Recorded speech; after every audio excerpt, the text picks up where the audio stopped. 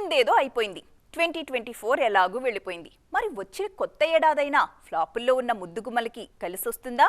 వరుస పరాజయాలతో రేస్ నుంచి తప్పుకున్న హీరోయిన్ల కెరీర్కి కొత్త ఆశలు చిగురిస్తాయా? అసలు ఫ్లాపుల్లో ఉన్న ఆ బ్యూటీస్ ఎవరు? వాళ్ళ బాధలేంటి?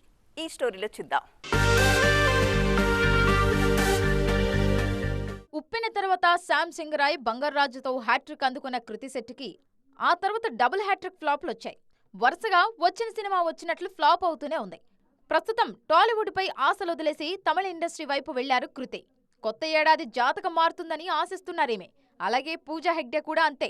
పూజా హెగ్డే జాతకం 2022 తర్వాత మారిపోయింది. 2025లో ఈమె సూర్య, విజయ్, షాహిద్ కపూర్, వరుణ్ ధావన్ లాంటి స్టార్స్ తో నటిస్తున్నారు. వీటిలో తన లక్ మార్చే సినిమా కోసం చూస్తున్నారు. ఇక రాశి ఖన్నా చాన్నాళ్ల తర్వాత తెలుగులో సిద్ధు జొన్నలగడ్డతో తెలుసు కథలో నటిస్తున్నారు. అలాగే మిస్టర్ బచ్చన్ ఫేమ్ భాగ్యశ్రీ బోర్సే సైతం ఏడాది 3 సినిమాలతో రానున్నారు.